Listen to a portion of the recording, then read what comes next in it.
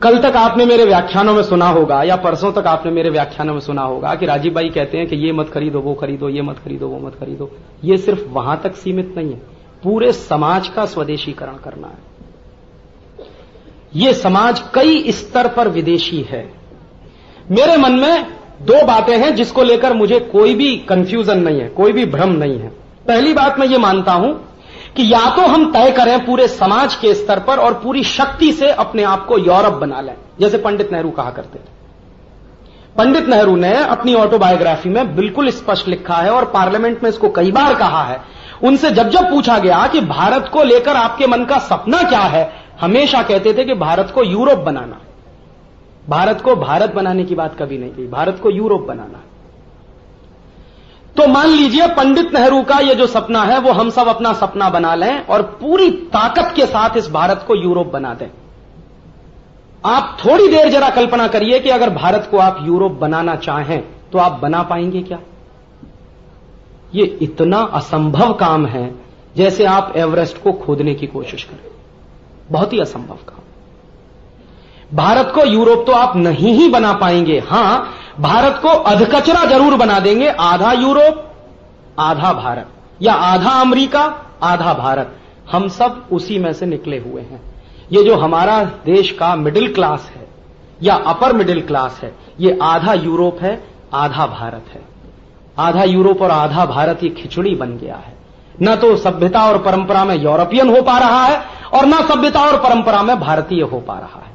जैसे आप इसके उदाहरण समझने की कोशिश करें, आधे यूरोप और आधे अमेरिकी हम कैसे?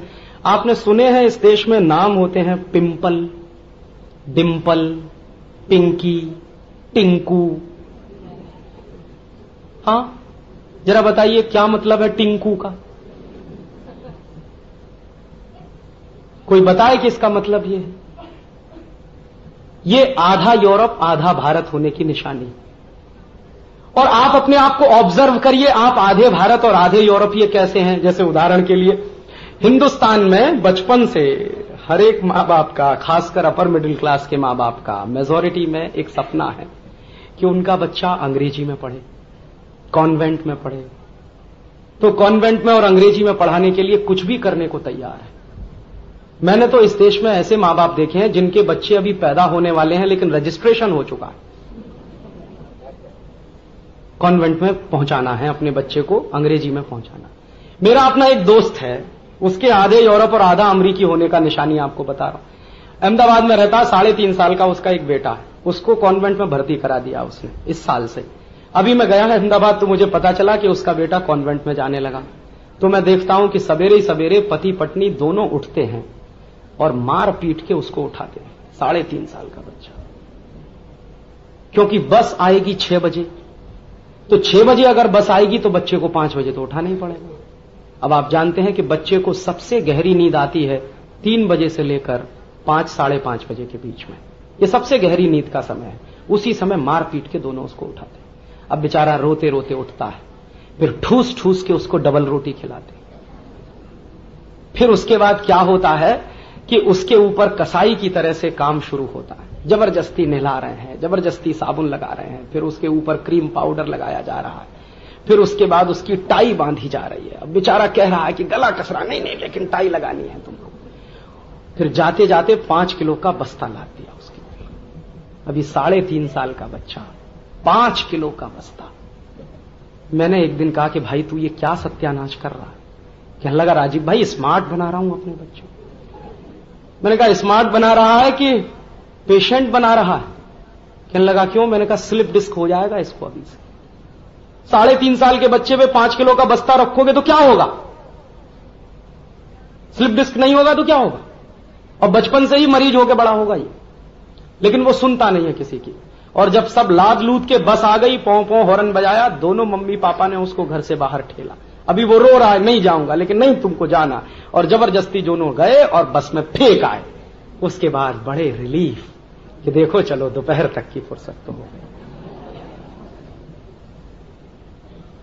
अभी दोपहर में लौट के आया तो मैडम ने कुछ करवा दिया। अभी दोनों पति पत्नी हिंदी माध्यम से पढ़े, अब बेटा कॉन्वेंट में है, क्या करें उसका?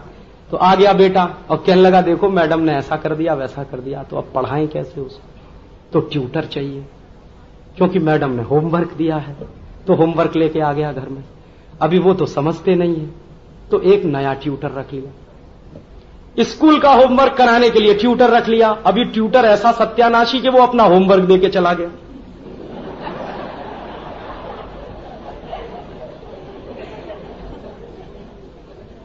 बेचारा आया मुश्किल से हाँफता हाँफता, कुछ होमवर्क नहीं हुआ, तो अभी ट्यूटर आ गया। ट्यूटर उसको होमवर्क करा के तो गया, लेकिन अपना और देके चला गया। अभी वो फिर कान खा रहा है उसका कि अभी बताओ सर जी कल आने वाले हैं, ये करने वाले हैं, वो करने वाले हैं। उसकी जिंदगी नरक हो गई। एक दिन मैं जब गया, मैंने कहा भाई तू ये क्या अत्याचार कर रहा? कहने लगा स्मार्ट बना रहा हूं। मैंने कि स्मार्टनेस की निशानी क्या है? तो क्या कहा उसने सबसे पहले कि देख राजीव अभी कितना अच्छा लगता है ये। मैंने कहा क्यों? पहले नहीं लगता था, अभी देखो टाई लगाता है। तो टाई लगाना माने स्मार्टनेस की निशानी। तो मैंने उससे पूछा कि तुझको मालूम है टाई क्यों लगाते? कि देख वहां अमेरिका में लगाते हैं कि नहीं लगाते, यूरोप में? हाँ। मैंने कहा मैं यही पूछ रहा हूं कि अमेरिका में टाई क्यों लगाते हैं, यूरोप में टाई क्यों लगाते हैं, जरूरत क्या है उनको टाई लगाने की? तो वो नहीं मालूम उसको, लेकिन अपने बच्चे को जबरदस्ती टाई लगवानी है उसको। मैंने उसको बताया कि देख वहां टाई इसलिए लगाते हैं कि वहां ठंडी बहुत पड़ती है, सर्दी बहुत पड़ती है, साल में 6 महीने सूरज नहीं निकलता है, और जब साल में 6 महीने सूरज नहीं निकलता है तो उनको सर्दी ज्यादा लगती है, और ज्यादा सर्दी जिन देशों में पड़ती है वहां सर्दी जुकाम बहुत होता है, और सर्दी जुकाम होता है तो नाक चलती रहती है। तो उन बेचारों का संकट क्या है कि बार बार जेब से रूमाल निकालना, पोंछना, फिर रखना, निकालना, पोंछना, फिर रखना। अब भारतीय सभ्यता और यूरोप की सभ्यता में फर्क समझ लीजिए। हमारी अगर नाक चल रही है तो हम उसको निकाल के फेंकेंगे, वो क्या करेंगे? पोंछ के जेब में रखेंगे। अब बार बार निकाल रहे हैं, रख रहे हैं, निकाल रहे हैं, रख रहे हैं, तो फिर उनको लगा कि ये तो बड़ा मुश्किल काम है, तो क्यों नहीं एक गले में लटका लिया जाए कोई कपड़ा।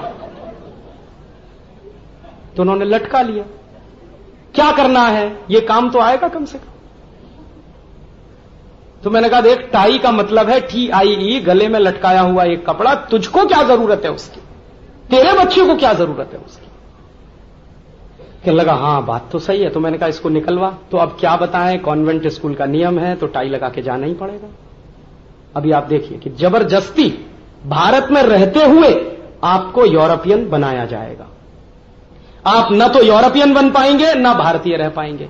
फिर जब वो बड़ा हो जाएगा बच्चा, तो एक दिन ऐसा भी तमाशा देखने को मिलेगा जैसा मैंने देखा इस बार जून के महीने में मेरे एक दोस्त की शादी हुई। तो उसका कार्ड आया कि चल भाई बारात में। मैंने कहा भाई मुझे मत ले जा, बेवकूफ आदमी हूं, वैसे भी खादी का कुर्ता पजामा पहनता हूं, तू स्मार्ट आदमी है, टाई वाई लगाता है, उल्टा सीधा हो जाएगा। नहीं नहीं तू नहीं चलेगा तो कैसे होगा। तो चला गया मैं उसकी बारात। तो मैंने देखा 24 जून का दिन 1998 में टेम्परेचर था 51 डिग्री सेंटीग्रेड, और वो बेवकूफ 3 पीस सूट और टाई लगा के शादी करने जा रहा है। और क्या किया उसने? 3 पीस सूट और टाई लगा के घोड़े पे चढ़ के बैठ गया। मैंने कहा तुझको मालूम है ये घोड़े पे चढ़ा नहीं जाता टाई और 3 पीस सूट लगा के? नहीं क्या, हमें तो चढ़ना है घोड़े। अभी चढ़ के बैठ गया। मैंने कहा देख भाई मुझे तो कुछ समझ में नहीं आ रहा, तू आधा स्वदेशी आधा विदेशी। कहने लगा देख राजीव आज कुछ मत कह। तो मैंने कहा आज ही के दिन सबसे बड़ी इडियोसिटी करने की क्या जरूरत है? शादी वाले दिन तो इंटेलिजेंस ही दिखा भाई। 52 डिग्री सेंटीग्रेड टेम्परेचर में तो 3 पीस सूट और टाई लगा के जा रहा है। अच्छा खासा कॉटन का कुर्ता पजामा पहन ले, थोड़ा ढीला ढीला पहन दे, बाहर से हवा अंदर जाएगी, कुछ उसको रिलीफ मिलेगा। नहीं नहीं एकदम टाइट हो गया। और फिर धीरे से क्या बोला कि यार शर्म ये आती है कि अगर मैं मान लो तेरी तरह कुर्ता पजामा पहन के गया तो हो सकता है मेरी बीवी ने माला डाली कि नहीं डाली। तो मैंने कहा तूने तेरी बेबी से चिट्ठी लिख के पूछा है क्या? कहने लगा क्या पूछूं? मैंने कहा अभी चिट्ठी लिख और उसको ये पूछ कि अगर तू 3 पीस सूट और टाई पहन के आ रहा है माला डलवाने के लिए तो तेरी पत्नी स्कर्ट पहन के माला डाले तुझको। कहने लगा क्यों? मैंने कहा इसलिए कि यूरोप में अगर पति 3 पीस सूट और टाई पहनता है तो पत्नी स्कर्ट पहनती है। तो तू पूछ अपनी पत्नी को कि स्कर्ट पहन के माला डालेगी? तो उसने कहा वो कैसे हो सकता है? तो मैंने कहा वाह बेटा अभी क्या बेवकूफी तू कर रहा है। हम कहते हैं कि पति पत्नी एक गाड़ी के 2 पहिए हैं। अभी एक पहिया विदेशी हो जाए और दूसरा स्वदेशी रह जाए तो कैसे चलेगी यह गाड़ी? ये आधे हिंदुस्तानी और आधे अमरीकी लोगों के कुछ सिम्टम्स मैं आपको बता रहा हूं। ये हमारे समाज की बड़ी प्रॉब्लम है। और रात दिन रटाता है अपने बेटे को। मेरा वो दोस्त, फिर मैं लौट के आ रहा हूं, वो कहता है देखो पिताजी सूरज निकल आया। अरे बेवकूफ, सन बोल, सन। अभी आलू है, बटाटा, अरे नहीं पटेटो बोल, पटेटो। टमाटर कह रहा नहीं नहीं टमेटो बोल, टमेटो। अब वो बेचारा अच्छा खासा अपनी मातृभाषा में कुछ सीखने की कोशिश कर रहा है, जबरदस्ती लाद रहे हैं उसके ऊपर। और उसका तर्क क्या है? अंग्रेजी नहीं सीखेगा तो पीछे रह जाएगा। मैंने कहा ये किसने कह दिया? ये किसने कहा तुझसे कि अंग्रेजी नहीं सीखेगा तो पीछे रह जाएगा? दुनिया में ऐसा कौन सा देश है जो बिना अंग्रेजी के पीछे रह गया हो? जापान, फ्रांस, जर्मनी, हॉलैंड, चीन, रूस, कौन सा ऐसा देश है जो बिना अंग्रेजी के पीछे रह गया? और ये सब वो देश हैं जो बिना अंग्रेजी के ही आगे बढ़े हैं। जापान में तो किसी बच्चे को अंग्रेजी नहीं पढ़ाई जाती, और कंपलसरी तो बिल्कुल नहीं है। आप चाहे जापानीज में पढ़िए, जरूरत हो तो अंग्रेजी पढ़ लीजिए, नहीं तो कोई जबरदस्ती नहीं है वहां पर। फ्रांस में तो बिल्कुल नहीं है। मैंने तो नहीं देखा फ्रांस में कोई कॉन्वेंट स्कूल चलता हो अंग्रेजी में, सब फ्रेंच में चलते हैं। जापान में जापानीज में, चीन में चाइनीज में, रूस में रशियन में, और कहीं चले जाइए, हॉलैंड में तो डच में। तो सब बच्चे बचपन से मातृभाषा में पढ़ते हैं। तो क्या जापानीज लोग आगे नहीं गए? क्या फ्रांसीसी लोग आगे नहीं गए? क्या डच लोग आगे नहीं गए? अगर तथाकथित आगे जाने की यही परिभाषा है तो। और मैंने तो देखा एक दिन यहां पे, अभी मारुति सुजुकी का झगड़ा चला भारत सरकार का, तो सुजुकी का वाइस चेयरमैन आया था भारत में, तो उसने एक दिल्ली में प्रेस कॉन्फ्रेंस किया। तो प्रेस कॉन्फ्रेंस में उसने धड़ाधड़ जापानीज बोलना शुरू कर दिया। अभी एक पत्रकार उठ के कहने लगा कि आपकी बात कुछ नहीं समझ में आ रही, आप अंग्रेजी बोलिए। तो उसने कहा ये आपका सिर दर्द है, मेरा नहीं है। आप समझना चाहें बैठिए, नहीं तो जाइए। उठ के चला गया वाइस चेयरमैन सुजुकी। दूसरे दिन पत्रकारों ने एक मीडिएटर को पकड़ा जेएनयू से, तब पकड़ के ले गए और उसकी प्रेस कॉन्फ्रेंस उन्होंने सुनी। तो एक पत्रकार ने प्रेस कॉन्फ्रेंस के अंत में एक बात कह दी कि हमें आपकी एक बात समझ में नहीं आई कि आपने अंग्रेजी में क्यों नहीं बोला, आप थोड़ी बहुत अंग्रेजी तो बोल सकते हैं। उन्होंने कहा मैं मेरे राष्ट्र का अपमान नहीं करना चाहता अंग्रेजी। और ये बात छपी अखबार में। बोरिस येल्त्सिन यहां आए थे और उनकी प्रेस कॉन्फ्रेंस रशियन में हुई थी, उन्होंने तो नहीं बोला। क्यों नहीं बोला? वो कोई पीछे थोड़ी है किसी से। ये सबसे बड़ी मानसिक दरिद्रता है हमारी कि बिना अंग्रेजी के हम आगे नहीं बढ़ सकते। दुनिया में वही देश आगे बढ़े हैं जिन्होंने अंग्रेजी को छोड़ा है और अंग्रेजियत को छोड़ा है। हम जब तक इस अंग्रेजी के मोह से चुपके रहेंगे तब तक हम भी आगे नहीं बढ़ पाएंगे। इसलिए मैंने आपसे कहा कि इस देश का हमें स्वदेशीकरण करना, हर स्तर पर स्वदेशीकरण करना। ये मानसिक गुलामी के लक्षण हैं और ये बहुत गलत तर्क सारे देश में फैले हुए हैं। जैसे कुछ लोगों को ऐसा लगता है कि अंग्रेजी अंतर्राष्ट्रीय भाषा है। बिल्कुल नहीं। किसने कहा? दुनिया में 200 देश हैं, उनमें से 180 देशों में अंग्रेजी नहीं बोली जाती, तो अंतर्राष्ट्रीय कैसे हो गई? कुछ लोगों को ऐसा लगता है अंग्रेजी बहुत अच्छी बात है, बहुत समृद्धशाली भाषा है। अंग्रेजी में शब्दों की बहुत कमी है। अगर French, German, Dutch, Italian, Latin इनके शब्द माइनस कर दिए जाएं तो अंग्रेजी में मूल रूप से सिर्फ 12,000 शब्द हैं। और भारत की सबसे छोटी भाषा है मलयालम, उसमें 18,000 शब्द हैं। मलयालम अंग्रेजी से 6,000 ज्यादा शब्द रखती है। मराठी भाषा में इस समय करीब 48,000 शब्द हैं। बहुत सारे तो चलन के बाहर हो गए हैं, कुल मिला के 48। अंग्रेजी से 4 गुनी बड़ी है। गुजराती में लगभग 40,000 शब्द हैं। हिंदी में लगभग 72,000 शब्द हैं। संस्कृत में 1,50,000 शब्द। संस्कृत दुनिया की सारी भाषाओं की माता जी। बिना संस्कृत के दुनिया में कोई भाषा नहीं विकसित हुई है। उदाहरण आपको दूं, अंग्रेजी में एक शब्द है काऊ। कहां से आया? गऊ से आया। संस्कृत में शब्द है गऊ, उसका बना है काऊ।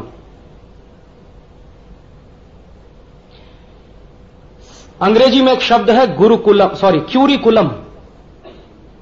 गुरुकुलम से आया। गुरुकुलम माने गुरुकुल में पढ़ाया जाने वाला शास्त्र या पाठ्यक्रम। तो अक्सर गा का का हुआ है, तो गऊ का काऊ हो गया, गुरुकुलम का क्यूरिकुलम हो गया। रशिया कहां से आया? ऋषि से आया। रशिया नाम का शब्द ही ऋषि से निकला। और अगर आप लिस्ट बनाते जाएं और मैं बोलता चला जाऊं तो 3-1 घंटे इसी में लग जाएंगे। और आजकल मैं बहुत एक इंटरेस्टिंग ये काम कर रहा हूं, कुछ कंपैरिजन कर रहा हूं दूसरी भाषाओं का अपनी संस्कृत के साथ, और समझ में आ रहा है कि हर भाषा संस्कृत से निकली है। तो हम क्यों परेशान हैं दूसरी भाषाओं के पीछे?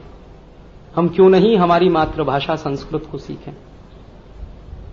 और अभी दुनिया भर के वैज्ञानिकों ने यह भी सिद्ध कर दिया है कि जितना ज्ञान संस्कृत में पड़ा हुआ है शायद किसी भाषा में नहीं।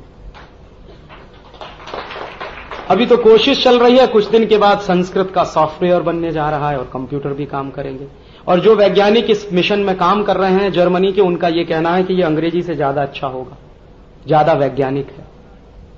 इतने सारे शास्त्र हमारे देश के संस्कृत में पड़े हुए हैं जिनका ज्ञान हमको नहीं है क्योंकि भाषा नहीं आती है। और संस्कृत से ही मिलती जुलती एक भाषा रही है प्राकृत। हिंदुस्तान के धर्मशास्त्रों का एक बहुत बड़ा हिस्सा प्राकृत में लिखा हुआ है। आप पढ़ने की कोशिश करें, पढ़ नहीं पाएंगे क्योंकि हमने जाना नहीं प्राकृत क्या है, संस्कृत क्या है। अंग्रेजी पढ़ाने के लिए इतने परेशान क्यों हैं आप अपने बच्चों को? संस्कृत क्यों नहीं पढ़ाते या प्राकृत क्यों नहीं पढ़ाते? क्योंकि आने वाले समय में अंग्रेजी का सूरज डूबेगा और जो भी कंप्यूटर अंग्रेजी भाषा में काम करेंगे वो भी डूब जाएंगे। शून्य का चक्कर है, 2000 के बाद तो मुश्किल हो जाएगी। तो अगर ये डूबेगी तो वो सब डूबेंगे जिन्होंने अंग्रेजी सीख रखी है। तो आप क्यों परेशान है? ये तो डूबने ही वाली भाषा है, ये तो चलने वाली नहीं है लंबे समय तक। तो स्वदेशीकरण करिए अपना, अपने बच्चों का, अपने परिवार का, अपनी सभ्यता का। और यह स्वदेशीकरण नवीनीकरण है। हमेशा सभ्यताओं के नवीनीकरण हुआ करते हैं। संस्कृति अक्षुण्ण होती है, सनातन होती है। संस्कृति में कभी भी नवीनीकरण होने की गुंजाइश नहीं होती, लेकिन सभ्यताओं में तो हमेशा नवीनीकरण की गुंजाइश होती है। और यह भाषा का जो संस्कार होता है वो सभ्यता से जुड़ता है, भाषा खुद संस्कृति से जुड़ती है। तो हमें हमारी सभ्यता का नवीनीकरण भी करना है और यह स्वदेशी का सबसे मूल काम है। अगर कोई मुझसे यह पूछे कि राजीव भाई आप एक लाइन में बताइए कि आप स्वदेशी क्यों कर रहे हैं, मैं कहूंगा मैं मेरी सभ्यता का नवीनीकरण करना चाहता हूं और स्वदेशी उसका एक रास्ता। हर इस स्तर पे हमको स्वदेशी बनाना है। और वो स्वदेशी बनाना है तो कहां से शुरुआत करनी होगी? थोड़ी थोड़ी शुरुआत अपने घर से करिए। अंग्रेजी भाषा की बेवकूफी को छोड़िए। आंटी अंकल, काहे को आंटी, काहे को अंकल? अंग्रेजी में तो आंटी और अंकल इसलिए है कि रिश्तों को कहने के लिए शब्द ही नहीं है। वहां बुआ भी आंटी, चाची भी आंटी, काकी भी आंटी, ताई भी आंटी, मौसी भी आंटी, मामी भी आंटी, सभी आंटी। आप कह के दिखा दीजिए बुआ को मामी और रह के दिखा दीजिए फिर अपने घर में।